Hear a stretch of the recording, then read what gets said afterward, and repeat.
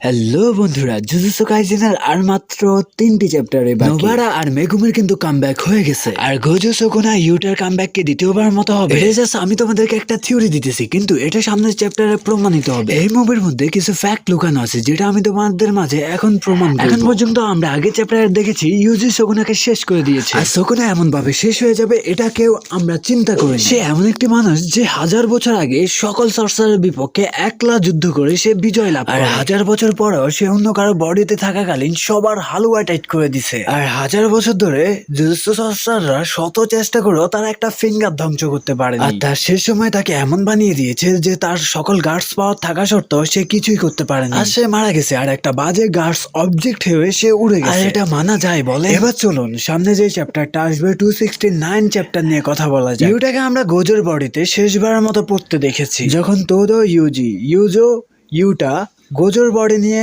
সুকুনার সাথে ফাইট করতেছিল, সেখানে ইউটা গোজোর বডি নিয়ে পড়ে গেছে। তখন থেকে ইউজুকে দেখানো হয়নি। আজ যেমনটা আমরা জানি ইউটা কেনজাকুকে মেরে কেনজাকুর ব্রেনটাকে রিকাকে খাওয়াই দিচ্ছে যাতে রিকা কেনজাকুর গাছ টেকনিক কপি করতে পারে। ইউটা সবাইকে বলেছিল যে গোজো মরার পরে গোজোর বডি সে ইউজ করবে, ঠিক তেমনটাই হয়েছে। গোজো মরার পরে গোজোর বডি নিয়ে ইউটা সুকুনার সাথে ফাইট করে, আর সুকুনা ওয়াল কাটিং ডিসমেন্টাল অ্যাটাক দিয়ে গোজোকে আবারও 2 টুকরা করে ফেলে, মানে ইউটাকে 2 টুকরা করে ফেলে। আর ইউটার অবস্থা গোজোর মতো হয়ে গেছিল, আর এখানে সোকু গোজোর বডিটাকে আগেই অপারেশন করে রেখেছিল। তারপরে ইউটা কেনজাকুর টেকনিক দিয়ে গোজোর বডিতে চলে যায়, আর ইউটার রিভার্স গ্যাস টেকনিক দিয়ে গোজোর বডিটাকে ঠিক করে ফেলে। এখন ইউটা গোজোর বডিতে ফেসে গেছে, আর সে গোজোর বডিটাকে ব্যবহারও করতে পারতেছে। যেমনটা আমরা সবাই জানি যে ইউটা যে কোনো গাছ টেকনিক কপি করলে সেটা 5 মিনিটের জন্যই করতে পারে, আর এই 5 মিনিটের ভিতরে সে সুকুনাকে হারাইতে হবে, যেটা কিনা ইম্পসিবল। আর এই 5 মিনিট সময়ের ভিতরে ইউটাকে ইউটার বডিতে ফিরে যেতে হবে। ইউটা সুকুনার ব্যাটেলে ইউটা সুকুনার উপরে গোজোর হলো পার্পল রেড ব্লু অ্যাটাক করে। গোজোর বডিতে ইউটার ভালো কোনো ট্রেনিং না থাকার কারণে ইউটা কোনো রেজাল্ট আনতে পারে না, আর 5 মিনিট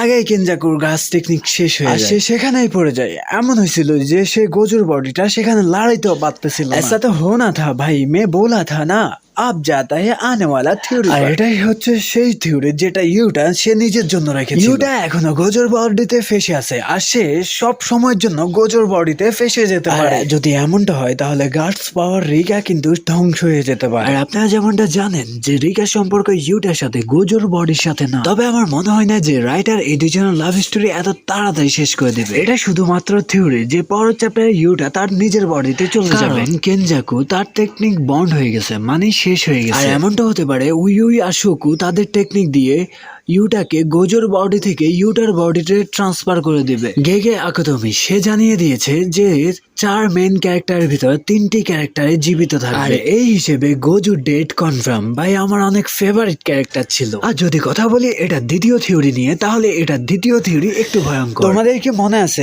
প্রিন্সিপাল ইয়াগা গাকুগানজিকে গাছ ডেড অবজেক্ট বানানো শিখিয়েছিল, যেটা কিনা নিজের গাছ পাওয়ার জেনারেট করতে পারে? আর তোমাদেরকে জানিয়ে রাখা ভালো প্রিন্সিপাল ইয়াগাই কিন্তু পান্ডার মতো পাওয়ারফুল সর্সার তৈরি করেছে। এদিকে ইউটা গোজোর বডিতে ফেসে আছে, চাইলে রিকাও কিছুই করতে পারতেছে না। ইউটা গোজোর বডিটাকে লড়াইতে পারতেছে না, আসলে গোজোর কন্টাক্টলেস গোজোর বডিতে আছে। আর এই কথাটা কেনজাকু কনফার্ম করেছিল মাহিতুর সামনে। মাহিতুর থেকে আলাদাভাবে কেনজাকু বলেছিল যে বডি আর সোল দোনোটাই এক। আর এই জিনিসটা আমরা অনেক আগেই দেখেছি, যখন কিনা কেনজাকু শিবুয়াতে গোজোকে বন্দি বানাতে এসেছিল, তখন গোজোর বলাতে গেটুর বডি কেনজাকুর গলা ধরে ফেলে। আর এটার কারণে কেনজাকু অনেক ভয় পেয়ে যায়, কেননা গোজো অনেক আগে গেটুকে মেরে ফেলেছিল। তারপরেও গেটুর বডিতে গেটুর কন্টাক্টলেস ছিল, বডির সাথে আত্মার সম্পর্ক তো থাকবে। তেমনি ভাবে গোজোর বডিতে ইউটা থাকার সত্ত্বেও গোজোর আত্মা গোজোর বডিকে সিগন্যাল দেয়। আর এছাড়া আমরা এটাও জানি না যে শকুনার শেষ ফিঙ্গারটা কোথায় আছে, কিন্তু এখানে এই কথাটা কনফার্ম যে শকুনার আঙ্গুলটা নষ্ট হয়নি, সেটা এখনো সুরক্ষিত আছে। কিন্তু তার শেষ ফিঙ্গারে ততটুকু পাওয়ার নাই যতটুকু পাওয়ার দিয়ে সে